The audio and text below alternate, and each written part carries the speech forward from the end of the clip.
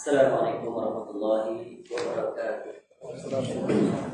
Innal hamdalillah nahmaduhu wa nasta'inuhu wa nastaghfiruh wa na'udzu billahi min shururi anfusina wa min sayyiati a'malina. May yahdihillahu fala mudilla lahu wa may yudlil fala hadiya lahu. Asyhadu an la ilaha illallah wahdahu la syarika lahu wa asyhadu anna Muhammadan 'abduhu wa rasuluh. Ya ayyuhalladzina amanu taqullaha haqqa tuqatih wa la tamutunna illa wa antum muslimun. Ya ayyuhan nasu taqu rabbakum alladzi khalaqakum min nafsin wahidah wa khalaqa minha zawjaha wa batha minhuma rijalan katsiran wa nisaa'a wattaqullaha alladzi tasaaluna bihi wal arham innallaha kana 'alaykum raqiba. Ya ayyuhalladzina amanu taqullaha wa qulu qawlan sadida yuslih lakum a'malakum wa yaghfir lakum dhunubakum wa may yuti'illaha wa rasulahu faqad faza fawzan 'azima. Amma ba'd, fa inna asdaqal hadits kitabullah wa khairal hadi hadi Muhammad sallallahu alaihi wasallam, syarrul umur muhdatsatuha wa kullu muhdatsatin bid'ah wa kullu bid'atin dhalalah wa kullu dhalalatin finnar. Allahumma inna nas'aluka ilman nafi'ah. Ya Allah, kami memohon kepada Engkau ilmu yang bermanfaat, wa rizqan thayyiban, dan rezeki yang baik, wa amalan mutaqabbala, dan amal yang diterima. Alhamdulillah, marilah sama-sama kita bersyukur kepada Allah SWT kerana Allah mempertemukan kita sekali lagi pada petang ini untuk kita kembali menyambung dan mengambil faedah daripada kitab yang bertajuk Jalan Golongan yang Selamat, yang disusun oleh Syekh Muhammad bin Jamil Zainu rahimahullah ta'ala daripada kitab asalnya yang bertajuk Minhajul Firqati An-Najiyati wa Ta'ifati Al-Mansurah, yang memuatkan 46 bahagian, 46 perbahasan yang berkisar terkait tentang akidah syahadah ataupun kalimah syahadatain dan hal-hal yang terkait dengannya. InsyaAllah pada petang ini kita akan memasuki bahagian yang ke-11, muka surat 59, iaitu bahagian yang datang dengan tajuk pengertian Wahhabi. Kenapa tajuk ini dimasukkan di dalam bab ini? Kerana dia di antara perkara yang dilontarkan ataupun yang merupakan syubhat khusus terhadap individu atau sesiapa sahaja yang mengajak masyarakat agar kembali berpegang teguh dan berjalan di atas petunjuk Al-Quran dan As-Sunnah, di atas pemahaman para salafus salih, dan mereka ini biasanya dituduh dengan diberikan gelaran Wahhabi. Jadi Syekh rahimahullah ingin menjelaskan tentang istilah yang salah difahami ataupun istilah yang sering dan kerap digunakan yang sebenarnya pada hakikatnya tidak seperti mana yang dipaparkan. Dan banyak orang-orang awam khususnya terjatuh di dalam syubhat yang satu ini, sehingga mereka bersifat memusuhi, bahkan mereka sangat allergic, sangat fobia, serta memiliki kefahaman yang sangat bertolak belakang dengan dakwah yang diberikan nama sebagai Wahhabi. Padahal Wahhabi itu adalah nama yang disalahgunakan untuk perjuangan yang dibawa oleh salah seorang ulama besar yang dekat dengan kita sekitar lebih kurang round figure sekitar 300 tahun yang lalu, oleh Syekh Muhammad bin Abdul Wahhab rahimahullah. Nanti akan diterangkan secara ringkas. Baik, jadi tajuk ini untuk memberikan penjelasan agar terangkatlah syubhat-syubhat yang selama ini dilontarkan sejak daripada zaman Syekh rahimahullah sampai di zaman kita ini. Jadi dalam menyikapi perkara ini, yang pertamanya, Al-Quran merupakan sumber kita yang paling utama dalam menyikapi sesuatu berita. Allah ajar kita jangan begitu secara mudah menerima sesuatu berita, apatah lagi berbentuk tuduhan dan tuhmahan. Kerana agama ini dia tegak di atas prinsip keadilan. Sebagaimana Allah sebut dalam surah Al-Hujurat, Ya ayyuhalladzina amanu in ja'akum fasiqun binaba'in fatabayyanu an tusibu qauman bijahalah, ila akhir ayat. Wahai orang beriman, apabila datang berita daripada orang fasik, maka apa yang perlu kita berbuat? Kita tabayyun, kita clarify. Ya, kita pastikan, kita make sure. Ya, kita kena check and recheck. Ya, after we check and recheck, then we must verify. After we verify, dapati benar atau tidak, barulah boleh kita validate. Dah validate, barulah kita boleh disseminate. Tu. Ya, kalau tak betul, kita kena perbetulkan. Kerana itu adalah hak seorang Muslim. Apatah lagi, beliau rahimahullah merupakan salah seorang ulama besar yang sangat berjasa di dalam memperbaiki masyarakat di zamannya yang telah terjatuh di dalam berbagai penyimpangan agama, khususnya dari sisi tauhid. Berlakunya banyak di kalangan umat Islam jatuh dalam perkara-perkara kesyirikan. Begitu juga jatuh dalam perkara-perkara kebidahan yang akan diberikan contoh nanti. Ya. Baik. Pengertian Wahabi. Wahabi ini adalah nama kepada ayah Syekh Muhammad rahimahullah. Nama ayahnya adalah Abdul Wahhab. Dan kita tahu Al-Wahhab adalah merupakan salah satu daripada nama-nama Allah. Tapi nama ini menjadi begitu bodoh. Bila disebut sebagai Wahhabi, yang tergambar adalah kelompok yang sesat. Bahkan ada di kalangan umat Islam, bahkan di kalangan agamawan yang anti Syekh Muhammad bin Abdul Wahhab rahimahullah, yang menghukumkan beliau sebagai seorang yang kafir. Ya, dengan beberapa pemahaman yang sebenarnya jika disemak semula, tidak seperti mana yang mereka paparkan. Sebab itulah Allah Ta'ala mengajar kita tentang wajibnya bersikap adil dalam menyikapi kawan maupun lawan. Ini kaedah yang hendaknya kita pegang. Tidak boleh sekali-kali kita melakukan kezaliman khusus terhadap musuh. Kerana agama ini tidak sekali-kali mengizinkan kezaliman. Allah Ta'ala tak izinkan dirinya untuk melakukan kezaliman terhadap hamba-hambanya. Apatah lagi hamba sesama hamba tentu dilarang. Dan sebagaimana kita ketahui kezaliman ini, Nabi SAW menyebutkan ada 3 jenis. Satu, kezaliman yang tak diampuni. Yang kedua, kezaliman yang diampuni. Dan ketiga, kezaliman yang tak akan ditinggalkan. 2 kezaliman itu terkait tentang hak Allah. Kezaliman yang tak diampuni, iaitu seorang melakukan syirik yang menyebabkan dia keluar daripada agama. Jika dia mati dalam keadaan tidak bertaubat, maka dia kekal selama-lamanya di dalam neraka. Walaupun dia di dunia ada orang yang melakukan solat, puasa, haji, datang kuliah, bagi kuliah, tapi kalau berlaku terbatal keislamannya, dan perkara ini boleh saja berlaku. Kita selama kita hidup, kita tak selamat lagi. Selagi kita hidup, kita tak selamat daripada sama ada kita tetap di atas tauhid atau keluar daripada aturan tauhid. Kenapa tak selamat? Kerana syaitan, dia akan cari jalan siang dan malam melepaskan jurusnya, pelbagai jurus dia yang dia miliki.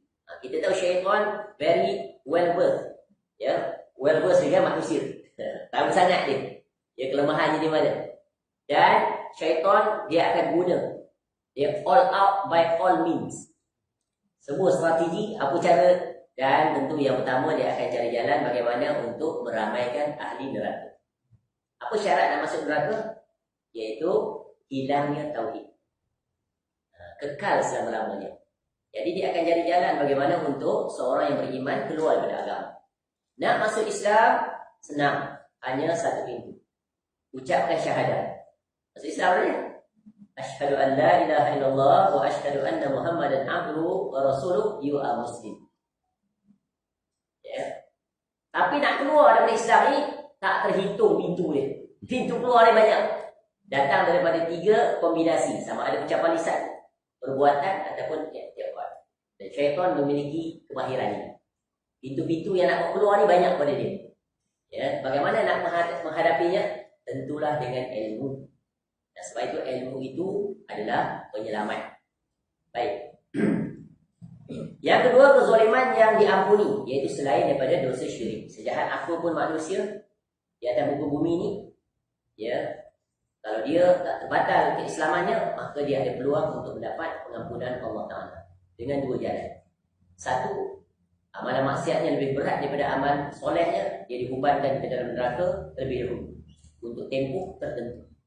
Kemudian Allah akan masukkan dia ke dalam syurga.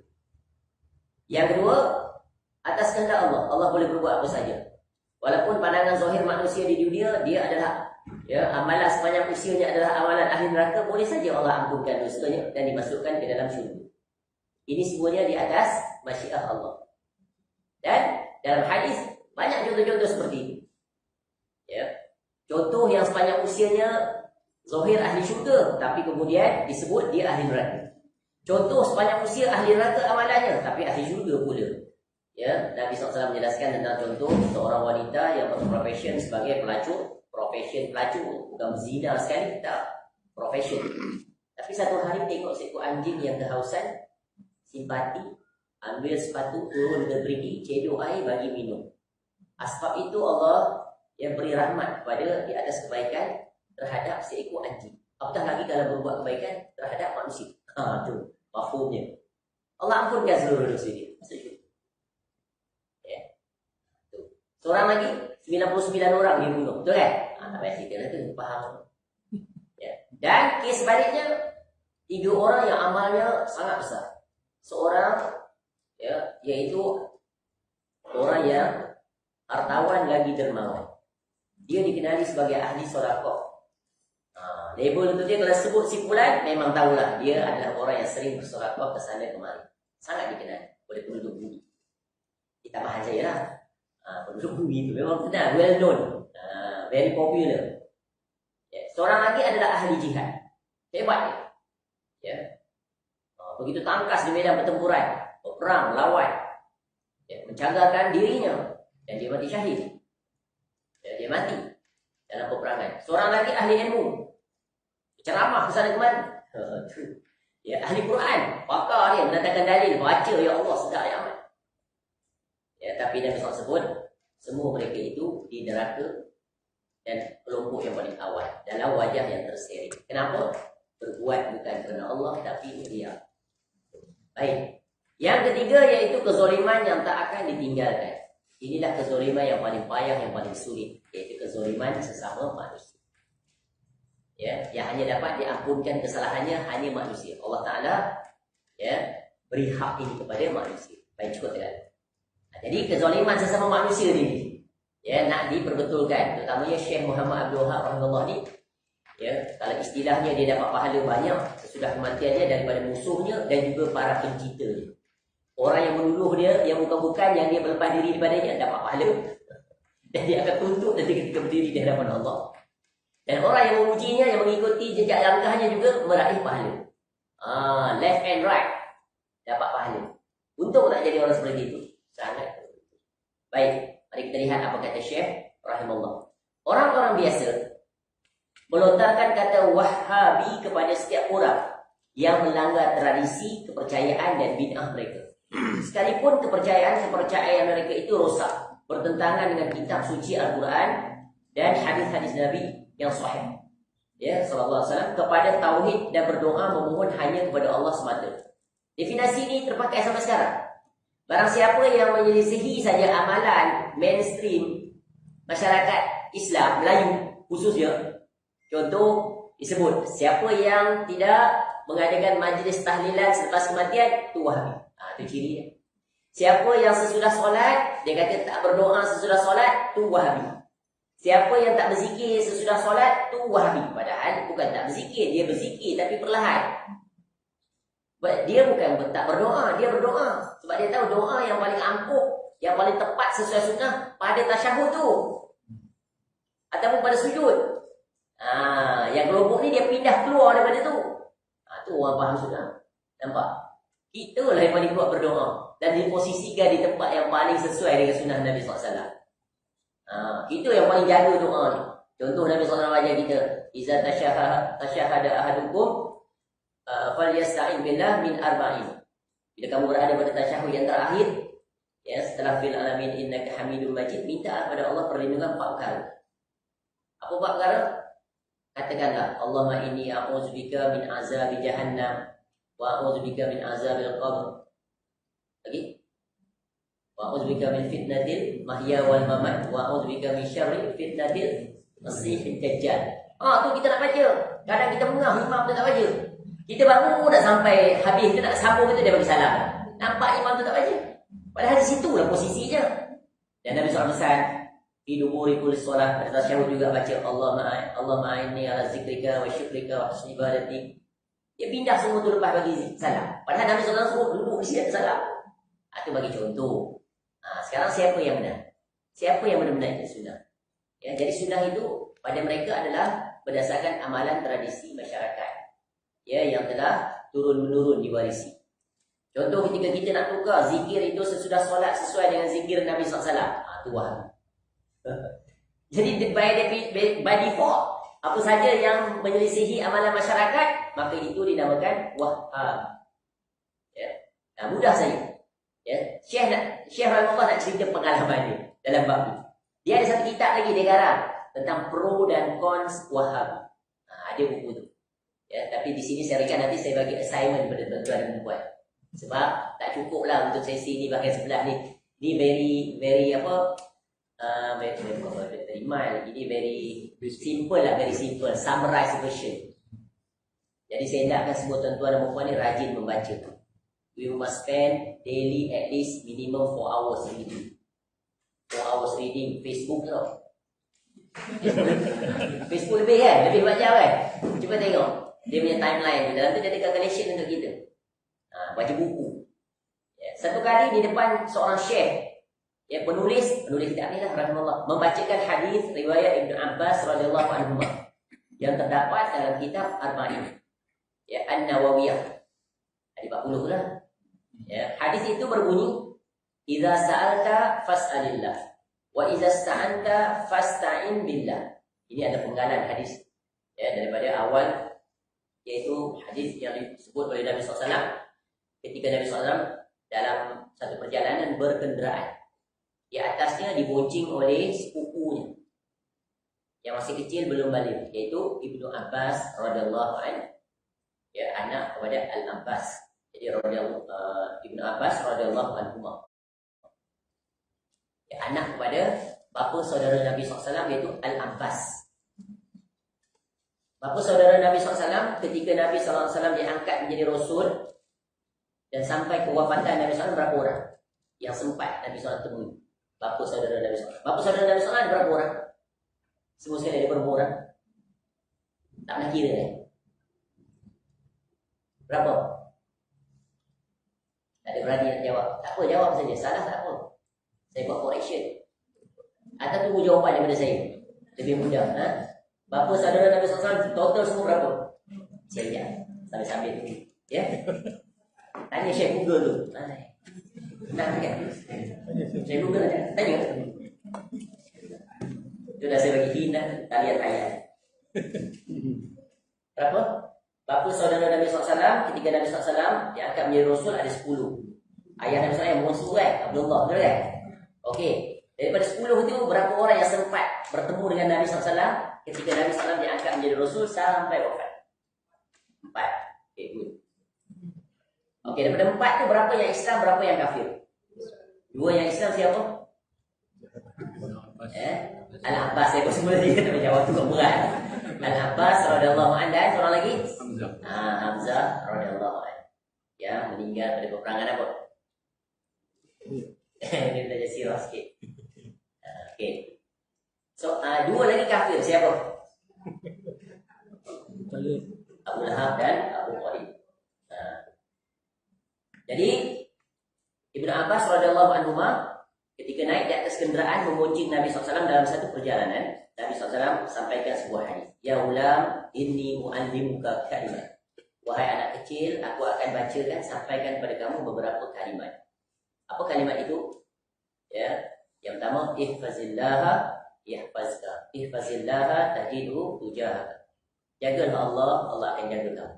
Jagalah Allah, kamu akan dapati Allah di depan kamu. Baru datang ayat. Iza sa'alta fas'alillah wa iza sta'anta fasta'in billah wa'lam anna al-ummata ila akhir hayat. Jadi Nabi SAW bagi satu wasiat yang sangat agung. Cuba lihat, kalau secara hadis ini panjang, tapi faedah yang sangat agung adalah pelajaran berguna. Nabi SAW tak pernah mensia-siakan waktu dan kesempatan bila berada dengan sesiapa pun, hatta seorang anak kecil, menggunakan masa itu untuk menyampaikan pelajaran dan pengajaran. Yang kedua, belajar daripada anak kecil ini, walaupun dia masih kecil, tetapi dia memberikan perhatian dan dia ingat immediately apa yang disampaikan oleh Nabi SAW kemudian dia tak simpan pada dirinya dan dia sampaikan, sampai hari ini kita mendapat manfaat.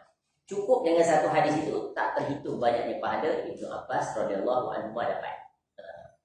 Jadi what are the lesson we learn from this? Jadilah seperti itu, ada ilmu sampaikan. Ya. Bila ilmu disampaikan, ya cuba amati, cuba ingat, cuba tulis dan memiliki niat untuk menghafal. InsyaAllah Allah akan bagi kepada kita. Baik, jadi hadis itu adalah jika engkau memohon, maka mohonlah kepada Allah. Dan jika engkau meminta pertolongan, maka mintalah pertolongan pada Allah. Ini kaedah yang sangat agung dalam meminta sesuatu.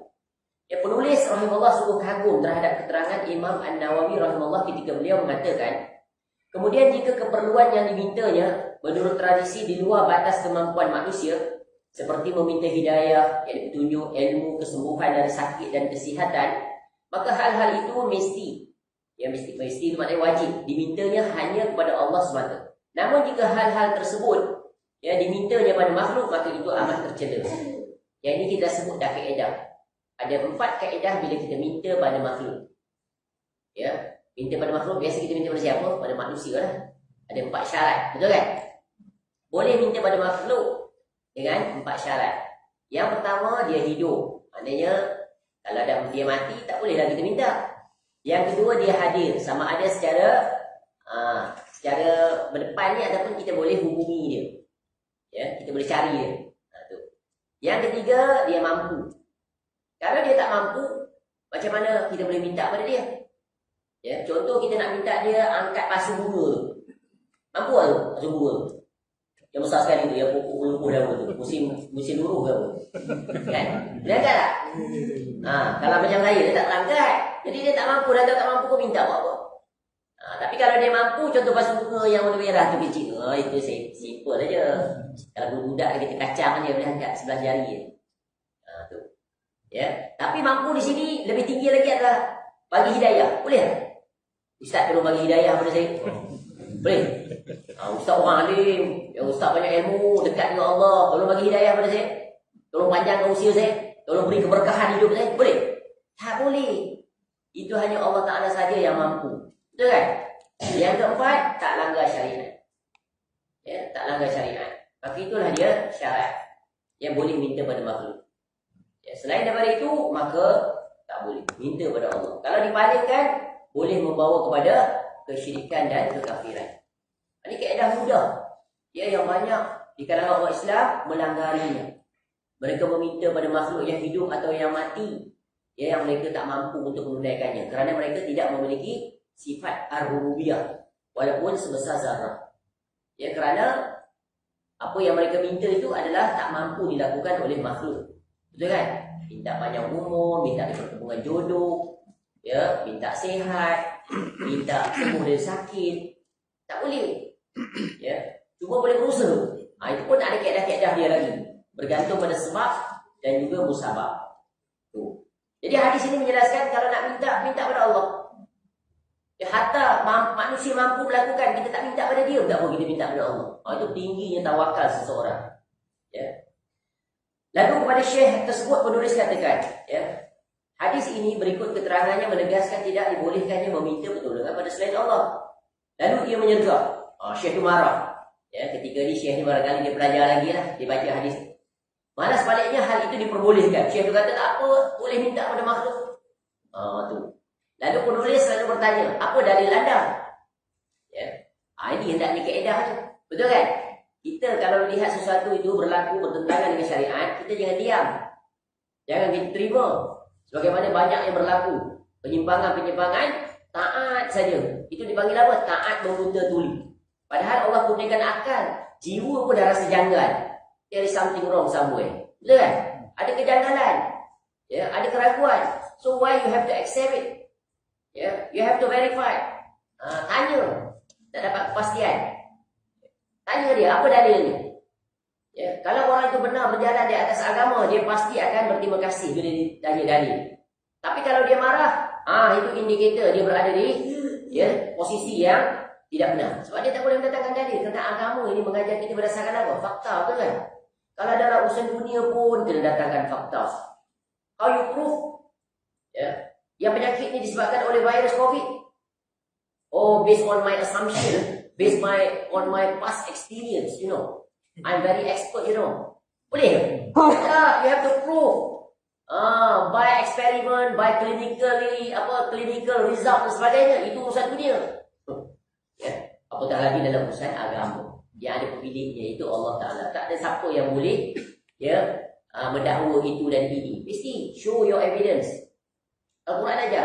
Qul hatu burhanakum in kuntum shadiqin. Katakan jika kamu benar, datangkan bukti. Ya, sebab itu seorang agamawan ni dia mesti bertanggungjawab. Dia mesti amanah, mesti jujur. Ya. Sebab itu dia mesti memiliki sifat takut yang sangat tinggi pada Allah. Kerana apa yang akan dia sampaikan itu dia mengatasnamakan Allah. Bayangkan kalau perkara itu bukan daripada Allah, kemudian dia sandarkan kepada Allah. Bayangkan perkara itu bukan daripada Rasulullah SAW, kemudian dia sandarkan kepada Rasulullah SAW. Betapa beraninya mereka itu. Ya. Di dunia dia lepas. Tetapi di negeri akhirat, ke mana dia nak lari? Tapi kalau sudah hilang sifat takut, maka apa saja dia berani melakukannya. Sebab itu pentingnya setiap kita ini ada sifat takut. Takut pada Allah. Ya, dalam urusan akhirat, takut. Dalam urusan dunia pun takut. Bayangkan kalau kita bekerja di organisasi. Organisasi ini di antara masalah yang paling utama adalah apa? Itu barangkali kaki tangan dia tak bersungguh dalam bekerja, tak berprestasi, kerja boleh disiapkan dalam 3 hari. Ya, dia ambil sampai seminggu tak siap-siap. Nampak tak? Sebab apa? Sebab hilang sifat takut pada Allah. Ya, yang missing dalam organisasi ini tidak ada fear management. Not fear of their boss, no. Ya, bos ada depan kau banyak rajin. Dia bos, baik bos, yes bos. Bos berada luar kawasan, dia mula. Ya, bos tak dapat dikesan, dia anaconda. Lain clear, Roger. Bos datang, baik bos, bagus tu, ada kerja tak bos? Nampak? Tapi kalau dia takut pada Allah, dalam segala keadaan, sama ada di ketika keramaian, ketika bersendirian, dia tetap takut pada Allah. Dia tetap berprestasi. Itulah dia. Nak masukkan integriti pada setiap individu, mesti ada takut pada Allah. Organisasi sekarang buat macam-macam, betul kan? Anti-bribery lah, apa tu. Itu semua documentation, you can override. Boleh saja, walaupun ada standard bagai-bagai. Nampak tak? Dia takut pada Allah. Baik, balik. Jadi, apa dalil? Syekh itu ternyata marah sambil berkata dengan suara tinggi. Sesungguhnya, ya bibiku. Bibi ni mak saudara. Dia berdoa, wahai Syekh Sa'ad. Syekh itu kata, mak saudara aku berdoa, suruh nama Syekh. Nak minta sesuatu. Maka aku tanya padanya, wahai mak saudaraku, apakah Syekh Sa'ad dapat memberi manfaat kepadamu? Dia menjawab, aku berdoa minta padanya sehingga dia menyampaikan kepada Allah lalu Allah menyembuhkan aku. Oh, itu boleh kata. Ya, padahal kamu orang alim. Ya, mak saudara kamu tu kau bukan alim, dia kau pergi percaya kat dia tu, mana akal waras? Maksud gini. Lalu penulis rahimahullah berkata, sesungguhnya engkau adalah seorang alim. Engkau banyak menghabiskan umurmu untuk membaca kitab-kitab. Tapi sungguh menghairankan engkau justru mengambil akidah daripada mak saudara kamu yang bodoh itu. Macam kita lah. Ya, macam pelajar kan. Belajar sampai universiti, ambil jurusan agama. Pergi universiti Madinah, pergi universiti Al-Azhar, pergi universiti pergilah mana universiti, pergi universiti UIA. Belajar hadis, belajar Quran, tahu benda tu bukan daripada agama. Masuk dalam masyarakat, ikut dalam masyarakat. Kemana ilmu kamu tu pergi mana? Sebab takut di pulau, takut ditolak, takut di macam-macam takut. Takut pada siapa tu? Takut pada makhluk, bukan takut pada Allah. Padahal dia tahu dah, dia belajar benda ni bukan daripada agama. Tapi demi nak ikut mainstream amalan masyarakat, tak berani nak berbeza. Kalau agama ini tak berani bertegas, kemudian ikut apa yang orang awam buat, sampai bila agama ini akan dapat menjaga, akan dapat dijelaskan kebenaran. Jadi puncanya siapa? Agamawan. Mereka itulah yang memalingkan agama daripada kebenaran kepada kebatilan. Sehingga yang benar dianggap batil, yang batil itulah dianggap benar. Betapa banyaknya amalan-amalan itu hidup terus sungguh dalam masyarakat. Sebab itu agama ini dia tegak di atas bukti. Dan agama ini kena disampaikan. Walaupun berat, memang berat. Nak mencegah kemungkaran memang sulit. Nak mengajak kepada kebaikan, dia lebih ringan, lebih mudah. Nak ajak ke masjid untuk solat berjemaah, senang saja. Tak payah. Betul kan? Cuba nak tegur kemungkaran, kesyirikan, amalan bid'ah, senang. Sulit. Kerana apa? melawan kebiasaan masyarakat yang masyarakat memandang itu adalah agama. Itu payah. Dia lalu berkata, pola fikirmu adalah pola fikir Wahabi. Oh, dia tuduh. Ya, kamu ni Wahabi. Fikir jadi tak lain ni Wahabi ni. Engkau pergi berumrah lalu datang dan membawa kitab-kitab Wahabi. Sebab di Kedari Arab Saudi tu tempatnya kota Wahabi. Sama sekarang. Ya, padahal penulis tidak mengenal sedikit pun tentang Wahabi. Padahal ketika itu dia tahu pun tidak. Tak pernah langsung ada kontak dengan orang-orang yang dituduh Wahabi. Sekadar mendengar daripada para syekh. Ini awal perjalanan Syekh Rahimah. Syekh ni asalnya seorang sufi. Dia sufi bukan cacat lain. Ya. Orang-orang Wahabi adalah mereka yang melanggar tradisi kebanyakan orang. Mereka tidak percaya kepada para wali dan karamah-karamahnya. Tidak menyintingi Rasul. Dan berbagai tuduhan dusta. Ini tuduhan dusta. Banyak kan dikatakan seperti itu. Tak percaya pada karamah wali. Tak percaya pada bertawasul. Padahal, ya, mereka itu adalah orang yang mempercayai wali. Tapi wali macam mana? Wali ni ada kriteria. Bukan wali orang gila yang anggap jadi wali. Orang tak pakai baju, pakai kain melekat, sing-sing, singkat begitu yang anggap wali. Itu yang berlaku kat Indonesia. Isok rokok, kepul, baju apa, tak pakai kain melekat sampai atas itu. Wali. Sampai cium-cium kaki, cium tangan. Tengok. Sampai begitu kebodohan. Masya Allah. Wah, panjang begini. Mandi pun tidak. Wali. Dia kata wali gila. Orang gila sekali-kali tak akan jadi wali. Ya, orang gila dah terangkat tak kena syarat pada dia. Tak wajib solat, tak wajib apa pun dia. Macam mana boleh jadi wali? Maknanya orang yang mengangkat dia wali tu lebih gila daripada dia yang gila. Tapi bila rosak akal ni, sebab tu akal ni jangan dirosakkan. Ya, sebab tu Quran datang, hadis datang nak calibrate akal tu. Ikut alur pemikiran yang benar. Ya. Kena calibrate dengan Quran. Kadang-kadang kita ajaib orang yang sejak kecil dia hafal Quran. Kemudian masuk universiti ambil jurusan Quran. Tapi tetap percaya juga benda-benda pelik macam ini. Padahal ayat yang dia baca dia letak mana? Betul kan? Itulah tipu daya iblis. Syaitan ni sangat luar biasa kepintaran. Ya. Dan dia tak akan dapat menguasai orang yang benar tauhid. Benar tauhid dia tak akan dapat. Dia akan terkalahkan sampai bila-bila. Ya. Aku berkata dalam hati, jika orang-orang Wahabi adalah seperti yang mereka percaya hanya kepada pertolongan Allah semata dan percaya bahawa yang menyembuhkan hanyalah Allah, maka aku wajib mengenal Wahabi lebih jauh. Itulah awal mula Syekh Rahimahullah, kawan nak mengetahui. Ya. Dia kata Wahabi itu sesat, tak betul lah, bagai-bagai. Aku nak tahulah kalau Wahabi itu kata minta hanya pada Allah, jangan minta pada makhluk. Tentu aku nak tahu. Ya. Wajah sebenar. Betul lah ni, sesuai tak fitrah. Di antara satu ajaran minta langsung pada Allah, ya, satu lagi minta pada makhluk yang makhluk tak mampu untuk menunaikannya. Masuk akal yang mana? Masuk akal yang mana? Tak berjawab juga. Tak semua ni tuan. Faham atau tak faham soalan saya? Faham tak? Ketakut nak jawab? Recorded je tu. Ya Allah.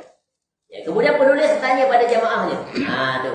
Sehingga penulis mendapat maklumat informasi bahawa pada setiap hari Khamis petang mereka menyelenggarakan pertemuan untuk mengkaji pelajaran tafsir, hadis dan fiqh. Jadi Syekh Rahimahullah pun pergi cari buku-buku tu yang ditulis Wahabi. Ya, dia di Syam ni, di Syria waktu itu. Ada buku dia satu lagi di sekali detail. Jadi asyik tuduh nak tahu juga lah. Macam Nabi SAW dituduh macam-macam kan. Gila lah, sihir lah. Pemecah belah masyarakat lah, lawan mainstream lah. Macam-macam lah. Dah tuduh, akhirnya tergerak lah. Tak tahu, nak cari tahu siapa. Sebab tu bagusnya apa pelajaran sini. Ya. Jangan hanya bersandar pada maklumat orang. Kita sendiri must verify. Betul kan? Ketika orang tu masih hidup, kita datang cari dia. Betul ke orang tuduh kata kamu gini-gini? Taklah, saya tak seperti yang digambarkan. Ya, sebab kaedah mudah nak menjauhkan seseorang itu. Apabila seseorang itu kematian hujah, tak ada hujah, apa dia buat? Cara yang paling popular. Ya, hasil daripada pelajaran berguna terhadap pengalaman para anbiya alaihi wassalam ketika dia tentang oleh masyarakatnya. Modus operandinya sama satu sejarah. Yang pertama dia guna kaedah apa? Character assassination. Pembunuhan karakter. Alah, kau tak kenal sangat kecil dulu. Apa yang tak kenal? Dalam poket aku ni tau. Kau jangan hebat dalam action sangat sekarang. Ya. Dulu kau tu lebih teruk pada aku. Tu character assassination lah. Ya. Yang kedua dia guna cara apa? Labeling. Bagi label macam tadi, Wahabi di kelompok, ya, anti itu, anti ini dan sebagainya. Yang ketiga, false accusation. Tuduhan palsu. Ya, kawan tu tak kata, dia pergi kata. Contoh tadi tu. Ya, ni kelompok yang tak berzikir sesudah solat, ya, tak nak berdoa, macam-macam, tak nak ikut amalan tradisi masyarakat, macam-macam lah. Tak nak talqin di kuburan. Apa lagi? Senaraikanlah sebanyak mungkin. Tak nak sabut maulid Nabi, tak cinta Nabi. Sedap dia lagi.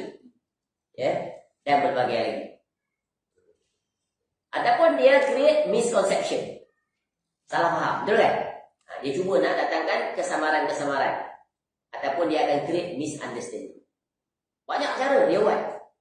Ya, letih tu nak jawab siang malam. Kalau nak layan ni, penat. Jadi kewajipan kita adalah kita kena clarify. Kita sendiri kena baca. Ya, kita kena buat our own homework. Jangan percaya bulat-bulat. Macam mana kita nak hadapi situasi itu? Tip dia adalah yang pertama, ya, kalau orang yang dituduh itu masih ada, apa yang perlu kita buat? Kita clarify dengan dia. Ya. Ataupun menerusi diri dia sendiri. Hasil daripada penulisan dia ada, ceramah dia ada, betul kan? Kita tengok di situ. Dia berinteraksi dengan orang ni yang dituduh dengan macam-macam ni.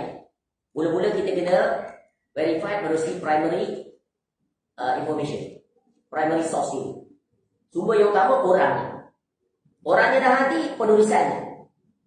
Penulisannya itu yang kedua. Yang ketiga adalah murid-murid dia. Murid dia yang belajar dengan dia. Murid dia yang faham buku tu, guru dia tu kan. Guru ajar kitab dia, murid faham catat. Tanya murid dia. Kemudian baru pergi kepada siapa? Advocates ataupun follower dia. Tu daripada situ. Ya, kemudian kita cross reference dengan apa dia? Quran dan hadis. Betul tak statement ni? Di situ. Ya. Kemudian cara yang kedua adalah baru tengok ni pada penentang ni. Penentang ni. Kita tengok betul ke tuduhan yang dialamatkan kepada dia. Tengok-tengok tak betul, dia berlepas diri. Takkan kita nak boleh paksa tuduhan padahal diri pribadi sendiri berlepas diri dengan tuduhan. Betul kan? Tu. Yang ketiga adalah dengan melihat apa siapa? Pada third party yang tidak ada kepentingan apa-apa tapi mereka memiliki sifat adil dalam menilai. Tu. Baru betul. Sebab itu cara yang paling tepat untuk menilai seseorang dan ajarannya, cara tadi. Ataupun cara yang kedua adalah, iaitu pertama tentu dengan dia. Dan ya, tidak kita melihat sebagai sumber yang paling utama adalah iaitu penentangnya dan juga penyokong dia. Sebab dua-dua ni tentu ada bias. Betul? Penyokong dia pun ada bias. Penentang dia lagi bias. Jadi kita tengok dia tu sendiri, buku-buku dia. Jadi contoh macam tokoh ini, Syekh Muhammad bin Abdul Wahab rahimahullah. Macam mana kita nak tahu banyaknya tuduhan? Ibaratnya istilahnya tokoh yang sangat kontroversi lah. Ya, bagi orang yang menentang. Sehingga dikeluarkan fatwa macam-macam. Jadi macam mana kita nak tahu betul atau tidak? Kita tengok buku dia. Ya, cari buku dia. Buku dia banyak. Orang tuduh dia, ya. Contoh suka mengkafirkan orang, suka menyesatkan orang, ya. Dan berbagai lagi. Ya. Dia ada orang yang sesat, bahkan sampai ke dituduh puncaknya kafir, suka mengkafirkan orang. Jadi macam mana kita nak tahu dia betul atau tidak? Kita lihat buku-buku dia. Kita baca buku-buku dia. Kemudian baca komentator daripada murid-muridnya. Tu. Diiringi dengan apa? Iaitu ingin mencari kebenaran. Bukan ingin mencari apa? Kesalahan. Maka di situ Allah akan bagi hidayah. Itu keadilan. Sebab itu Allah sebut dalam Quran dalam surah Al-Maidah, surah yang ke-5. Ya, ayat yang ke-8. Ini kaedah Quran aja. Ya, terhadap kawan maupun lawan, kena tegakkan keadilan. Ya, Allah sebut dalam Quran ayat yang ke-8. Ya ayyuhalladzina amanu kunu qawwamina lillahi syuhada'a bil qist wa la yajrimannakum syana'an qaumin ala alla ta'dilu i'dilu wa aqrabu littaqwa wattaqullaha innallaha khabirum bima ta'malun. Wahai orang beriman, hendaklah kamu jadi orang yang selalu menegakkan kebenaran kerana Allah, menjadi saksi dengan adil. Dan janganlah sekali-kali kebencianmu terhadap satu kaum mendorong kamu untuk tidak berlaku adil. Allah larang kita sebenci. Jangan masuk sentimen kebencian itu sehingga kezaliman yang dimunculkan, keadilan hilang. Contoh, Ya, kita tak suka pada seseorang. Ya. Tapi jangan ketidaksukanya kita pada kita menafikan kebaikan yang dia miliki. Betul kan? Kita tak ada kebaikan. Jadi kita hargai kebaikan itu. Jangan buang semua. Sebab dia tetap ada kebaikan. Contoh. Ya, jadi Allah perintahkan berlaku adil lah. Kerana adil itu lebih dekat pada takwa. Dan bertakwalah kepada Allah. Sesungguhnya Allah Maha mengetahui apa yang kamu kerjakan. Jadi Syekh Rahimahullah diterapkan ayat ini. Ya, padahal dia tak pernah ada kontak pun dengan orang yang dituduh Wahabi tu. Dia pun tak tahu apa. Lalu, ya, nak verify betul ke? Dia pun pergi cari orang-orang yang dituduh itu. Lalu dia pun pergilah dalam majlis tu. Ya, pertemuan untuk mengkaji. Dia ada satu halaqah kelompok yang dituduh Wahabi. Lalu bersama anak-anak, Syekh bawa anak-anak sekali. Penulis dan sebahagian pemuda yang intelek, pemuda yang pandai-pandai ni, yang selalu hadir di majlis itu, pun mendatangi majlis mereka. Dia baru kena. Ya, masuk dalam kuliah dia, duduk, dengar, bersabar. Ya. Kita tebal macam ni. Datang first class, lepas tu buat assumption. Tak datang lah. Alamat lah. Fair lah. Be patient. Ya. Must be persistence. Sampai habis. Tapi tujuannya adalah untuk mencari kebenaran. Dan Allah pasti akan bagi. Kalau batin, Allah akan tunjuk. Don't worry. Ya, sebab kita minta kepada Allah, Allah pasti akan perkenankan. Lalu kami masuk ke dalam ruangan yang besar. Sejenak kami menanti sampai tidak berapa lama seorang syekh yang sudah lanjut usia masuk ke ruangan. Kemudian datanglah ke guru tu. Ya. Beliau memberi salam pada kami dan menjabat tangan semua hadirin dimulai dari sebelah kanan. Ya, beliau lalu duduk di kursi dan tak seorang pun berdiri untuknya. Kita tengok. Tak ada nak mengkultuskan nama agung-agung Ketua Guru bangun cucuk tangan lah. Ya, peluk pipi lah. Fokus sampai 2 kali lah. Tak ada. Ya. Tak payah bangun. Syekh tu sendiri datang. Satu je salah. Ya. Sebab dalam majlis ilmu ni, kita bukan diminta untuk menghormati orang yang menyampaikan ilmu. Walaupun memang dituntut. Tapi yang lebih dituntut apa? Menghormati ilmu yang disampaikan. Tu ni tak terbalik. Menghormati orang yang menyampaikan ilmu. Ilmu tak tentu ada lagi. Betul kan? Sampai cium tangan lah. Ya, sampai cium kaki, sampai tunduk-tunduk begitu. Ya, kemudian nak undur, nak sudah salam tu ada aturan nak tak boleh membelakangi, kena mengesuk dan macam-macam cara tengok hari ni. Ya, hingga memutuskan tahap yang melampaui batas. Ya, jadi tu guru pun orang sungguh hebat, dimuliakan semua murid semua punya tunduk, punya takzim, punya takut. Ya, padahal sama jadi yang kita. Bukan dijamin dia masuk syurga, begitu juga kita sama-sama. Betul kan? Sama-sama untuk mencari keredaan Allah. Itu melampau ulu fiddin, yang melampau terhadap orang-orang soleh, sama ada masih hidup atau mati dilarang. Ya. Lalu beliau memberi salam kepada kami dan menjabat tangan semua hadirin mulai dari sebelah kanan. Beliau lalu duduk di kursi dan tak seorang pun berdiri untuknya. Kemudian berkata dalam hati, ini adalah seorang syekh yang tawadhu, rendah hati dan tidak suka orang berdiri untuknya. Itu bagus syekh yang ori. Ya. Lalu Syekh Rahimahullah pun mula pelajarannya dengan ucapan innal hamdalillah. Ini sunnah Nabi SAW. Dimulai dengan ucapan dipanggil khutbatul hajah. Sebagaimana yang sering kita baca di awal kuliah. Kenapa? Kerana nak mencontohi Nabi SAW. Nabi SAW yang ucapkan ucapan tu. Ucapan yang selalu kita dengar kat mana? Ucapan yang selalu kuliah. Khutbah nikah. Itu pun dengar. Betul kan? Baca ini kan? Bukan mesti khutbah nikah saja. Tak. Ya, majlis ilmu baca. Sebab di situ mengandungi faedah yang sangat besar. Sebab di hujung tu diingatkan tentang berpegang teguh dengan sunnah, jauhi bid'ah. Bid'ah itu kesesatan, dan kesesatan diancam dengan neraka. It's strong reminder. Ya, be cautious. Prihatin apatah di zaman sini, di zaman sekarang banyaknya berlaku perkara yang menyimpang daripada agama yang dianggap agama. Yang agama berlepas diri daripadanya. Hanya dapat dikesan oleh orang-orang yang memiliki ilmu. Kalau tak ada ilmu, jatuh. Ya, tu. Kemudian dan selanjutnya ini selesai. Sebagaimana Rasulullah SAW biasa membuka khutbah dan pelajarannya. Kemudian Syekh itu memulai bicara dengan menggunakan bahasa Arab. Beliau menyampaikan hadis-hadis sambil menjelaskan darjat sahihnya dan para perawinya. Setiap kali menyebut nama Nabi SAW, beliau mengucapkan selawat atasnya. Di akhir pelajarannya, beberapa soalan tertulis diajukan kepadanya. Beliau menjawab soalan-soalan itu dengan dalil yang dari kitab suci dan sunnah Nabi SAW. Beliau berdiskusi dengan hadirin dan tidak menolak setiap penanya. Di akhir pelajaran, beliau berkata segala puji bagi Allah dan bahawa kita termasuk orang-orang Islam dan salaf. Nikmat tak majlis ilmu macam tu? Membesarkan siapa ni? Allah dan Rasul. Kuliahnya datang dalil. Qala Allah wa qala Rasul. Hadis pula dijelaskan statusnya sekian-sekian. Perhati tak? Amanah tak? Cuba duduk rajin-rajin. Rajin-rajin orang yang lama, orang yang ahli bid'ah. Apa dia pula? Kalau kita perhati mereka itu, cuba tuan-tuan. Sulit nak keluar Quran. Sulit nak keluar hadis. Itulah Allah tutup, Allah kunci mulut ahli bid'ah. Sehingga Quran pun sulit nak keluar daripada mulut dia. Perhatikan. Allah tunjuk depan kita. Orang yang dikira Wahabi itu tak lekang. Bertali arus yang Quran hadis keluar. Kau ulama keluar. Di situ je. Takkan tak boleh buat perbandingan. Betul kan? Sikit-sikit selawat pada Nabi SAW. Ini cinta Nabi. Ya, sayang Nabi berarak ke kemari. Tapi bila sebut nama Nabi, nama Muhammad, nama Rasul, satu selawat tak keluar. Bayang. Itu saja boleh kesan. Ya.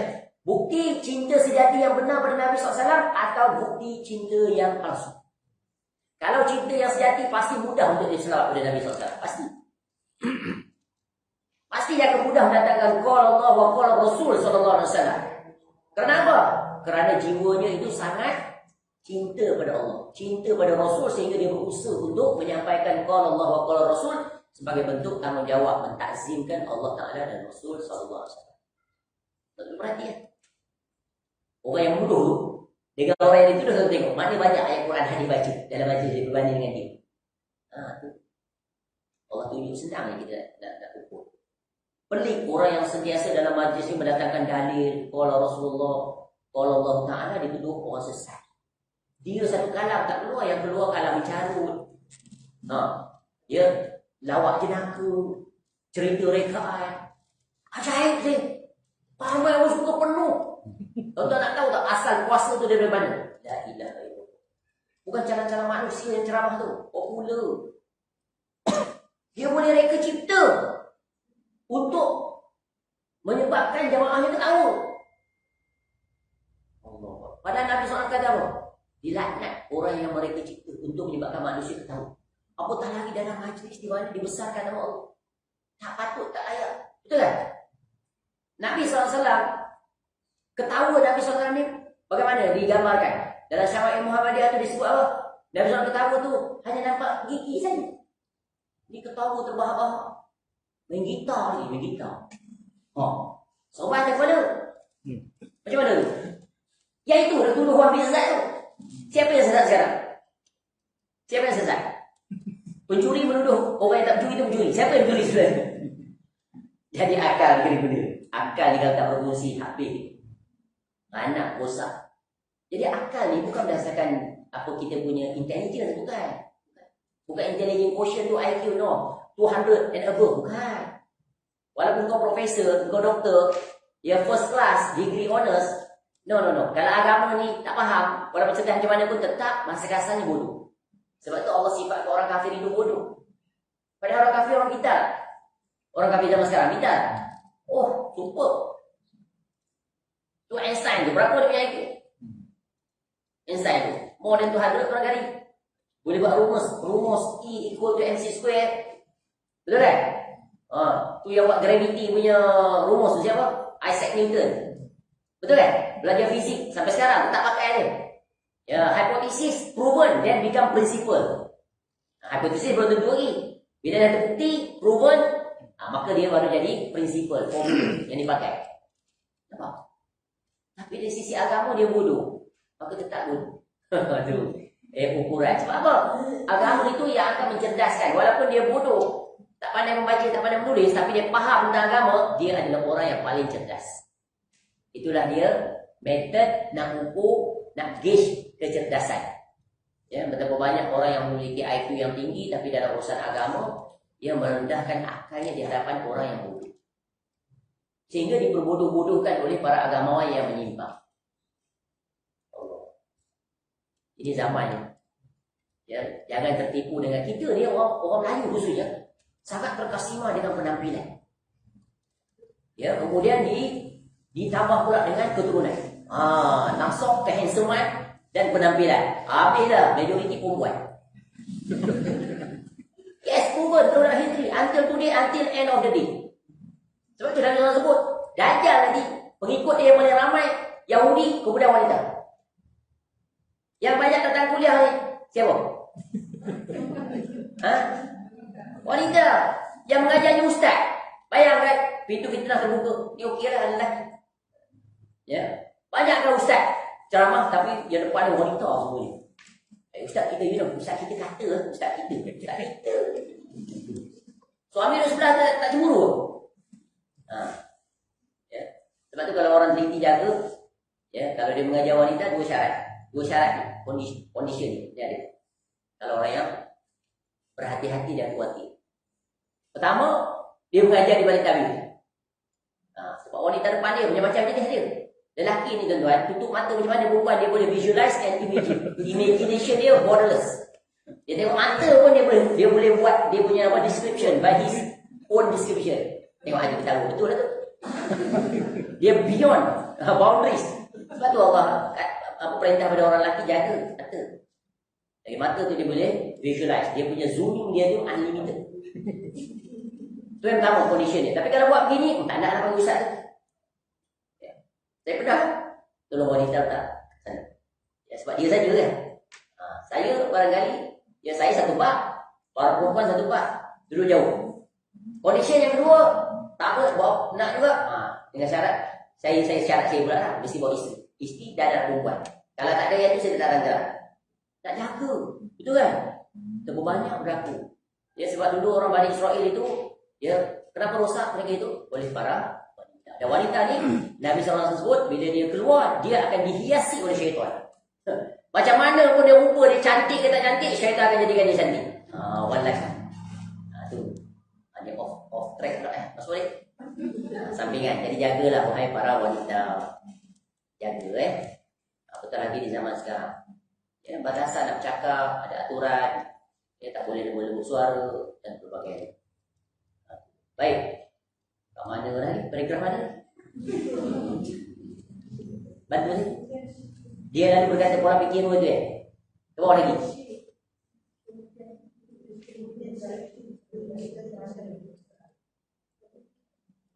Kat mana dah?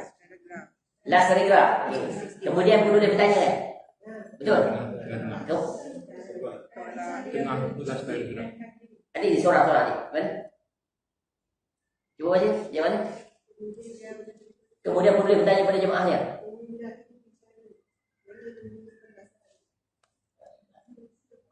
Tengah paragraf tu.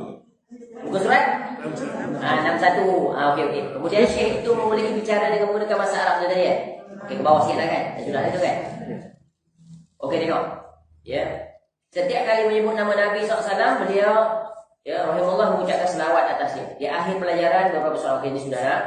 Beliau rahimahullah berdiskusi dengan hadirin dan tidak menolak setiap penanya. Di akhir pembelajaran, beliau berkata segala puji bagi Allah bahawa kita termasuk orang Islam dan salaf. Sebahagian orang menuduh kita orang-orang Wahabi. Syekh rahimahullah sebut.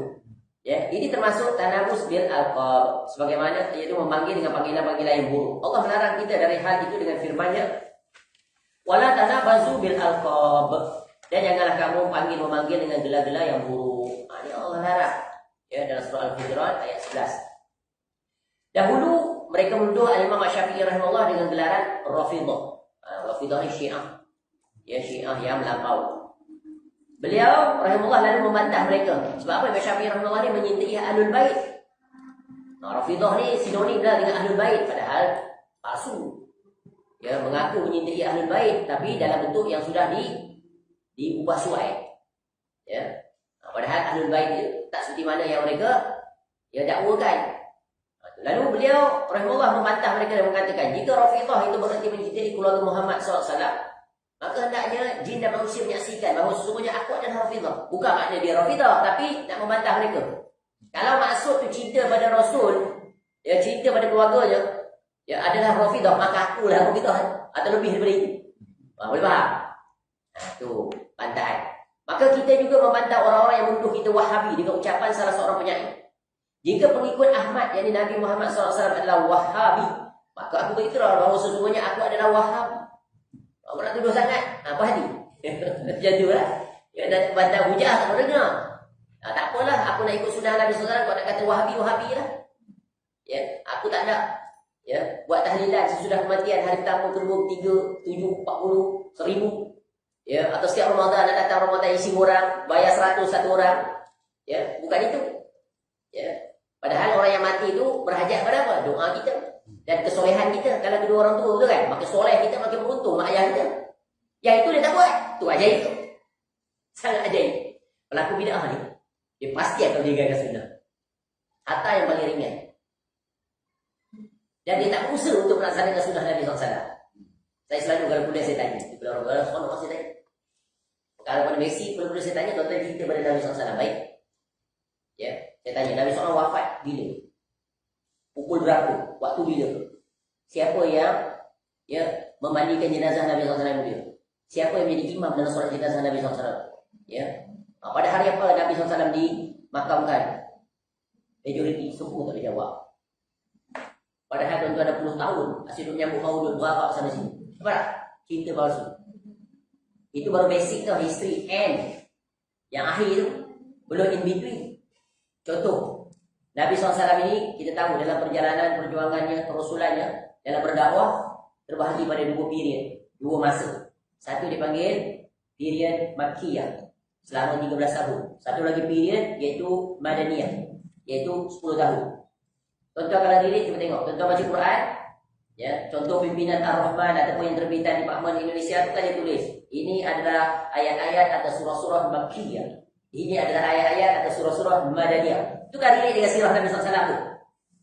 Apa maksudnya? Saya tanya, apa makna surah Makkiyah? Apa makna surah Madaniyah? Cuba jawab. Yang duduk-duduk wabi, jangan jawab saya. Jawab.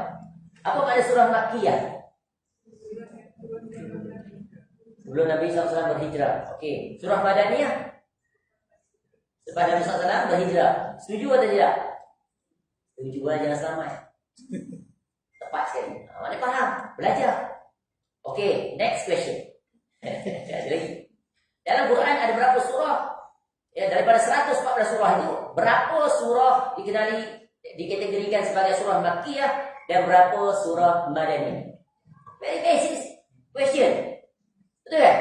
Bukan soalan yang memerlukan apa planet daripada soalan daripada planet Pluto ke, atau memerlukan teknologi tinggi, aerospace, bukan. Very simple, basic question. Berapa? Saya dah sebut dah 114 surah dalam Quran. Out of 114, berapa yang Madaniyah, berapa yang Makkiyah? Boleh jawab? Okey, bagi tip, bagi hint. Berapa ayat yang paling panjang dalam Quran? Berapa? Ayat yang paling panjang berapa? 100, 200, 300? 286. Okey, apa nak ambil daripada 286 tu? Senang nak ingat sampai bila. Kalau tanya next session boleh jawab Kalau tak boleh jawab, saya denda. Saya bagi dah rumus ni, ingat. 286. Surah Madaniyah 28. Surah Makkiyah 86. Bukan kebetulan, bukan. Tapi ada juga harga kat situ. Faham? Jadi surah Makkiyah ada berapa? 286, 8 tu tengah. 28 kat sini Madaniyah. 86 kat sini Makkiyah. Total lah jadi berapa?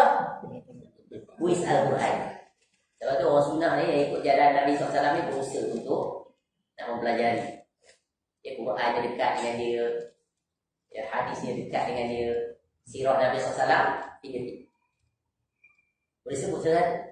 Itulah bukti cinta yang sejati. Cuba tanya untuk berharap. Yang tak berharap tu tak boleh jawab. Tambah yang berharap. Itu sibuk sih. Ya, contoh saya tanya, tuan-tuan ni dah keluar rumah, masuk rumah berkali-kali dah 20 tahun sepanjang usia. Keluar rumah, masuk rumah ni paling banyak. Betul kan? Jangan keluar pintu belakang, jangan keluar pintu depan. Barangkali hari ini berapa kali dah kita keluar masuk rumah. Masuk rumah ada bacaan tak? Apa baca?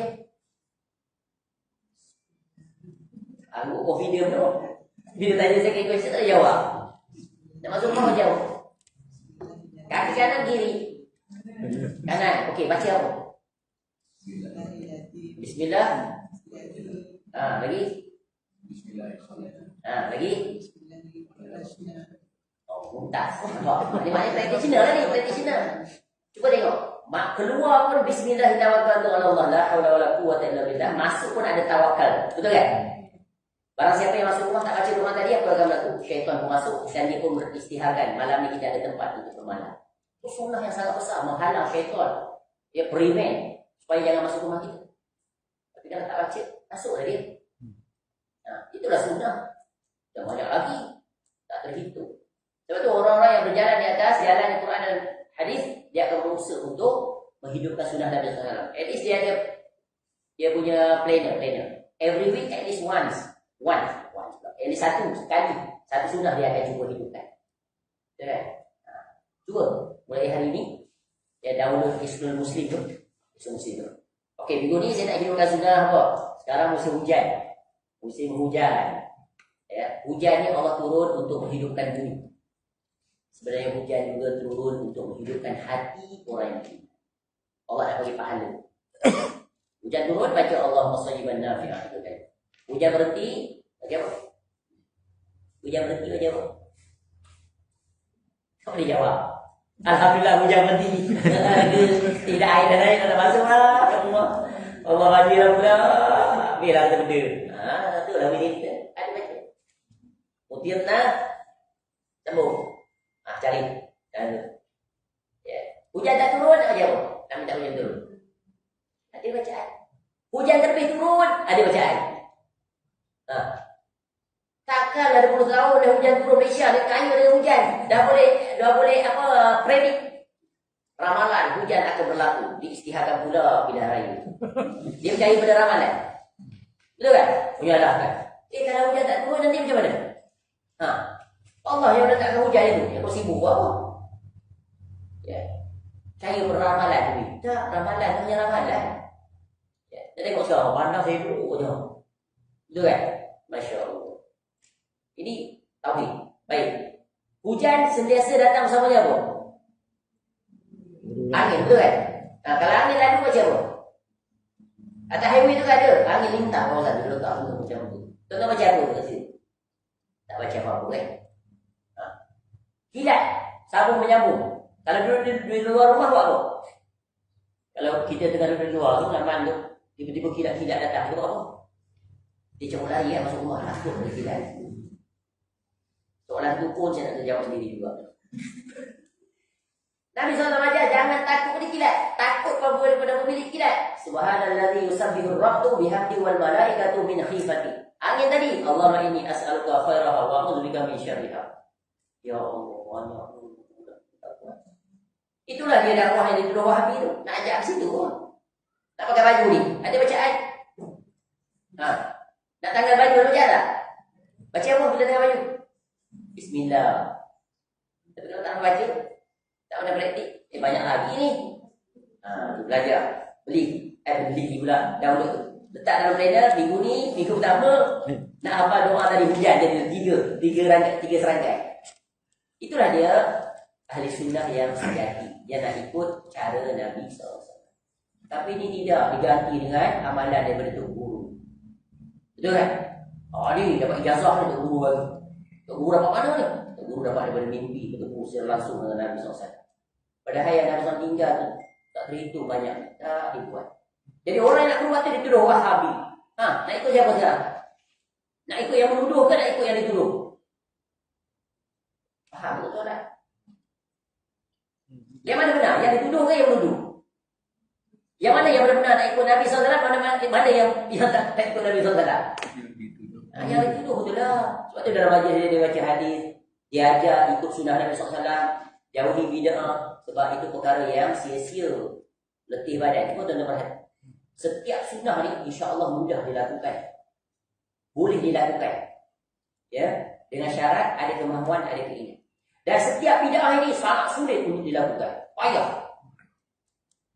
Senang tak? Buat bid'ah. Tahlilan senang. Dahlah kita kematian ada keluarga. Dahlah sedih. Menghiburkan pula orang yang datang. Kena siapkan makanan. Kemudian tu imam tekong tu lagi nak bagi envelope lagi. Cuba kita buat tahlilan tak payah makan apa-apa. Datang tak hari kedua, hari ketiga, hari keempat. Tak datang pun. Itu contoh. Ya, tapi bila kita sebut begini, macam-macam tuduhan. Padahal agama berlepas diri daripada semua perbuatan itu. Banyak tuduhan. Sebab apa? Lawan amalan tradisi masyarakat yang dianggap agama. Padahal dia bukan bahagian daripada agama. Agama langsung tak masuk dalam urusan dia. Baik. 6.5 lebih. Lagi sekarang maghrib awal Baik. Kat mana tadi? Sudah. Jadi kita berhenti pada bahagian mukadimah. Baru nanti Syekh Rahimahullah akan masuk pada bahagian di pengertian wahab. Jadi ini tuan-tuan, kalau tuan-tuan barangkali ada keraguan, kesamaran, tu apa KIV dulu. KIV. Ya. Dan cuba baca. Jangan baca daripada buku yang usul dia, baca buku dia sendiri. Syekh Muhammad Abdul Wahab Rahimahullah ni banyak buku dia. Ini saya ada bawa buku, baca assignment sikit. Cari buku ni. Baca. Ni buku ni bagus kalau diterjemahkan oleh Aizat Izzuddin. Dia boleh cari kat Pusat Musyurun. Dia beli kat Pusat Musyurun. Dia bukan nak kempen apa, tak ada komisen apa pun. Bagi cuba, ni buku ke beli. Dia akan bagi cuba. Dua. Ni, tanya Syekh kita kat sini. Buku ni bagusnya sebab depan dia ada cerita secara ringkas, sinopsis tentang Syekh Muhammad Abdul Wahab Rahimahullah, kitab dia dan tuduhan dijawab di situ. Beli. Tak mahal pun. Lebih murah daripada kasut. Kasut sebelah pun dapat 10. Ini satu lagi kitab Syekh Rahimahullah yang dia tulis. Cuba baca tengok. Risalah dia ringkas tapi banyak berkaitan dengan akidah. Ya, ini dulu. Hari ini kita kempen buku tu. Okey, ni buku yang komprehensif. Ni. Dia bagus buku ni, dia terangkan secara detail Dia ada terjemahan daripada bahasa Arab, bahasa Arab dia. Dia membersihkan salah faham terhadap dakwah Syekh Muhammad bin Abdul Wahab Rahimahullah. Bagi yang tak pandai cakap Melayu, tak pandai cakap Arab, ini ada buku sini. The Life Teachings and Influence of Muhammad Ibn Abdul Wahab Rahimahullah. Bagus buku. Baca. Ya. Dah baca-baca tu, tuan-tuan, minta hidayah tu. Saya tahu, saya cerita lain. Kita objektif. Buku yang lawan pada ni berlambak Allah. Ya, kita buat comparison. Tu nak minta. Ya, kita adil. Buku yang menjelaskan tentang dia sendiri, buku tentang advocates dia, followers dia pun, dan buku yang tentang dia pun lagi banyak pada buku ni. Banyak. Kita tengok fakta betul tak? Bila kita jumpa tu banyak manipulasi, banyak penipuan, banyak tadlis. Jadi macam mana? Macam mana nak berpegang ketidakadilan? Ya, kadang-kadang tak sepatutnya tulis dalam buku. Ya, yang memang berlepas diri. Betul, dia sampai ada di antara mereka ulama bukan bercakap-cakap. Dulu Syekh Muhammad Abdul Wahab Rahimahullah ni ketika mak ayah dia bersama tak baca doa, lagi dia syaitan yang masuk campur. Kalau ulama ni semua begitu, bayangkan. Mutu dia sampai begitu sekali. Nampak tak objektif kan? Tak objektif langsung. Out dah punya. Itu kaedah. Jadi sebab tu kalau kita belajar disiplin, ya, dalam menilai sesuatu, ya ada kaedah-kaedah dia. Dan Quran ajar tadi, iaitu letakkan keadilan. Ya, keinsafan. Ya.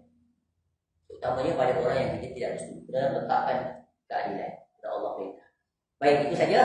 Ya, sebagai awalan, mudah-mudahan ya Allah bagi kita yang benar itu benar, yang batil itu batil. Dan jangan sekali-kali kita melakukan kezaliman pada sesiapa pun, sebesar apa pun. Kerana itu adalah larangan daripada Allah. Bagaimana ayat tadi adalah tiap diri. Kerana ia adalah lebih dekat kepada ketakwaan. Okey, tuan-tuan buat. Boleh faham apa yang saya sampaikan? Ada soalan apa tak? Ya.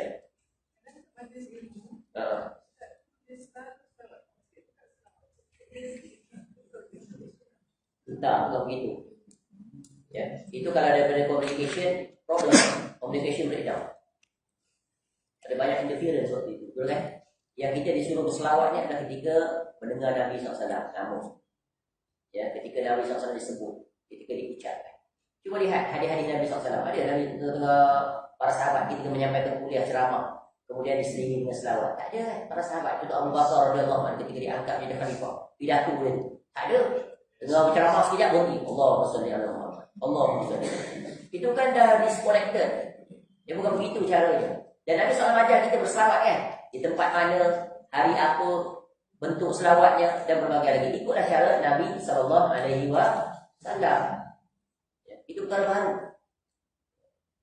Tapi yang terbaiknya adalah berselawat ketika mana ya kita diperlukan untuk berselawat. Yang peliknya, ya ketika dia tak payah sebut. Yang pelik tu buat. Ada tak dia selalu mengulang-ulang ketika nama Nabi Rasul Muhammad dia akan selawat pada Nabi? Tak. Boleh dibilang dengan padahal di situ yang disebut. Ya, kaedahnya gini. Ketika nama Nabi SAW sebut Nabi, bila kita sebut Nabi Muhammad Rasul, beliau mesti lepas tu selawat. Tu kaedah. Cuba cross check tengok. Dia betul sebut lagi tu. Saya dah check lah. Banyak kali tak sebut. Padahal disitulah yang dituntut. Hadis menyebutkan apa? Bila nama pun disebut di sisi dia tak berselawat, maka dia seorang bakhil ataupun kecelakaan dan kehinaan seseorang. Bila nama aku disebut, ya dia tidak berselawat atasku. Wallahu a'lam. Boleh? Saja. Mudah-mudahan bermanfaat. Subhanakallahumma wa bihamdika asyhadu an la ilaha illa anta astaghfiruka wa atubu ilaik. Sallallahu ala nabiyyina Muhammad wa ala alihi wa sahbihi wasallam wa akhiru da'wana alhamdulillahi rabbil alamin. Assalamualaikum warahmatullahi wabarakatuh.